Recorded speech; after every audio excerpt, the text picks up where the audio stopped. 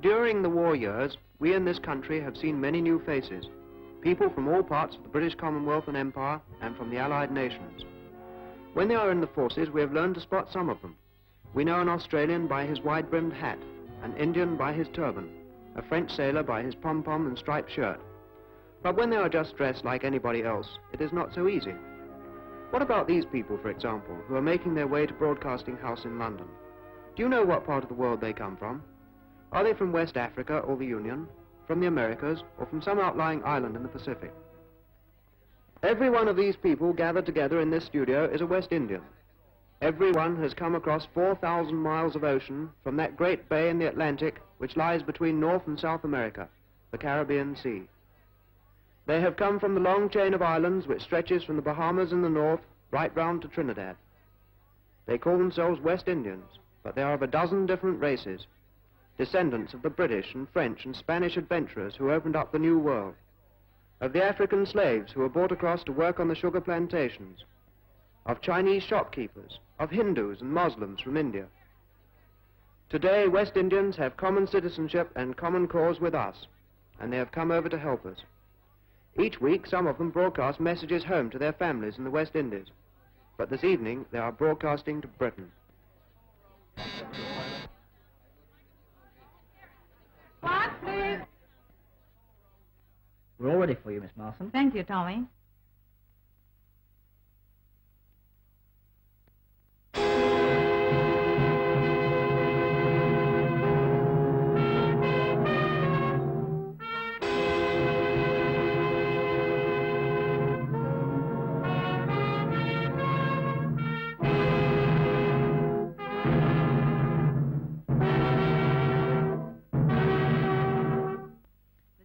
Boston introducing West Indians in Britain. First of all, here is Larry Constantine, the world-famous cricketer. Larry used to be just a summer visitor, but when the war began, he became a welfare officer to the Ministry of Labor. Hello, everybody. This is Larry Constantine. I'd like to say a few words about the many hundreds of West Indians who have come over here to help on the factory front. Here in a training center in the north of England are 82 of them. People from all walks of life, including doctors, lawyers, reporters from the West Indies. They're being taught side by side with Englishmen and women to operate all the latest types of machinery. In 16 weeks, they must know how to read blueprints, micrometers, slide rules, to set up and operate lathes, capstans, drills, and grinders. When their training is complete, they will go to aircraft or ordnance factories or machine shops.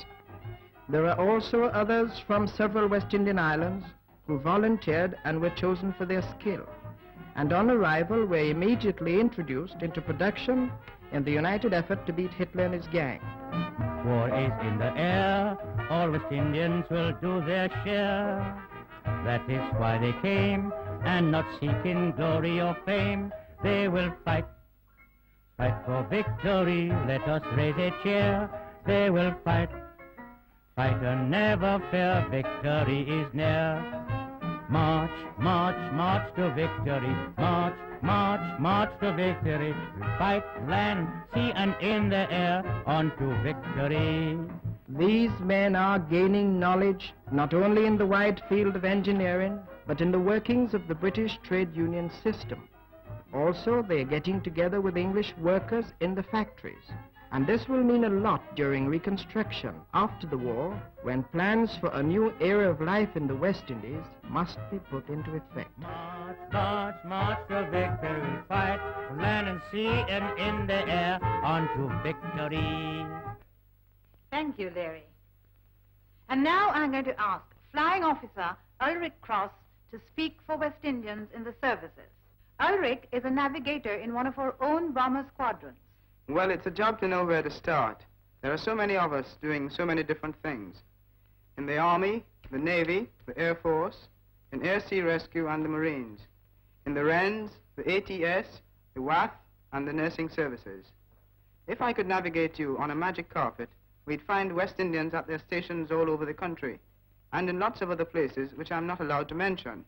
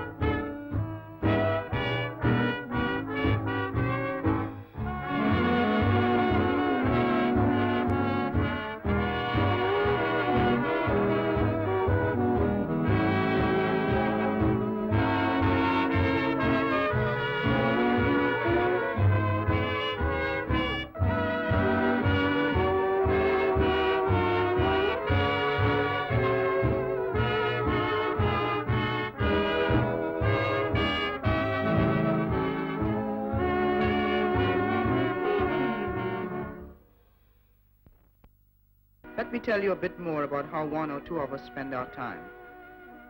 The Spitfire Fund started in the West Indies, and attached to one of our own fighter squadrons is Sergeant Pilot Jimmy Hyde, who himself comes from Trinidad. He is reporting back from an operational flight. Hardly any of us had experience of flying before the war. The air routes between the islands were mainly run by the Americans. When peace comes, the increase in air transport should mean a new career for many of us who have now learned the job. Strictly speaking, Bermuda, British Honduras, and British Guyana are not in the West Indies group, but they are the only other British territories in that part of the world, and from them, too, many hundreds of people have volunteered to come over here. Lance Corporal Williams belongs to British Guyana, and she is in the Royal Army Ordnance Corps. She retreads tires in an army workshop.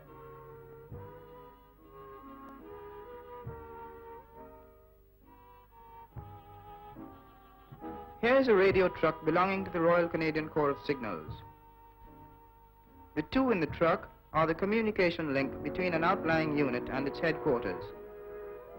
Among these West Indians in the signals are some of the first Allied soldiers to set foot on the continent since the fall of France. They were in the Dieppe raid.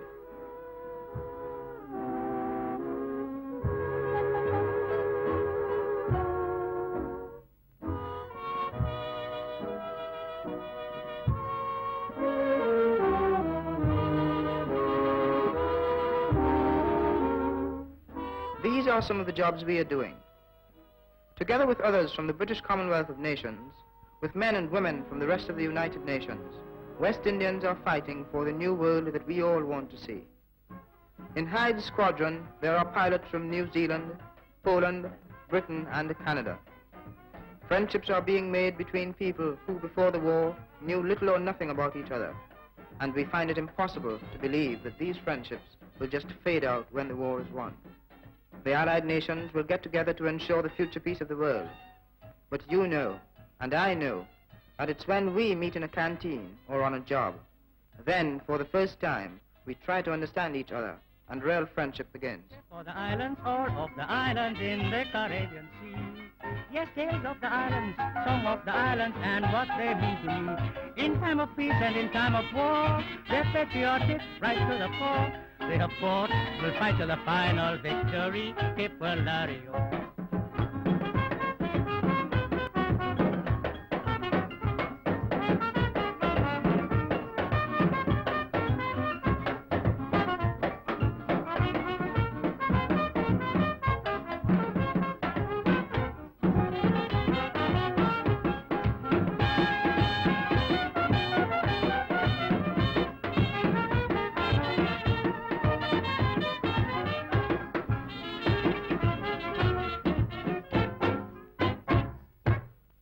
Thank you, Ulrich, and happy landings.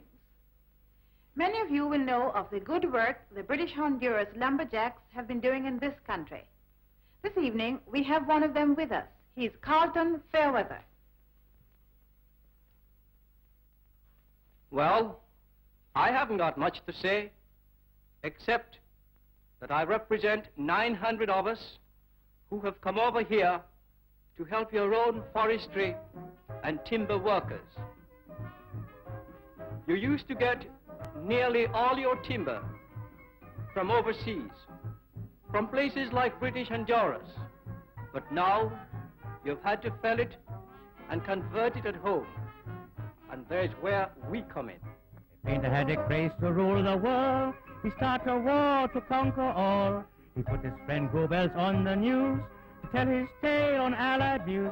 To the painter he said, don't be sad, I'll tell the world that we have conquered Stalingrad and not that we were beaten, for that would be a shame.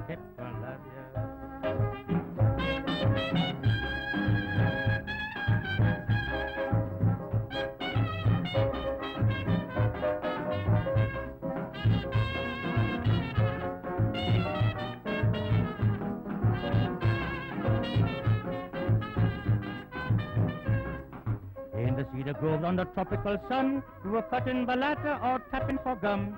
We sang as we worked, and happy were we, moving along from tree to tree, an axe and a saw and a shout, and down she go. That was all. We need to clear the road now. We're adding a rope in reserve for our art show when this war is o'er.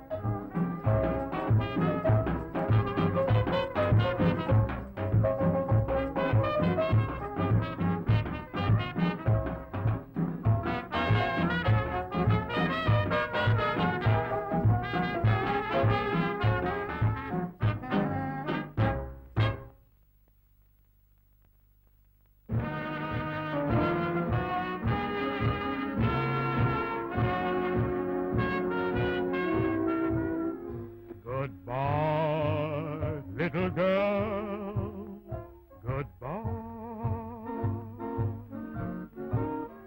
Just wipe up those tears, don't cry.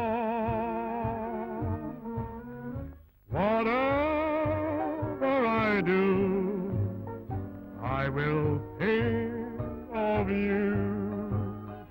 Your cheerful smile make life seem worthwhile. Goodbye to the Isles and you.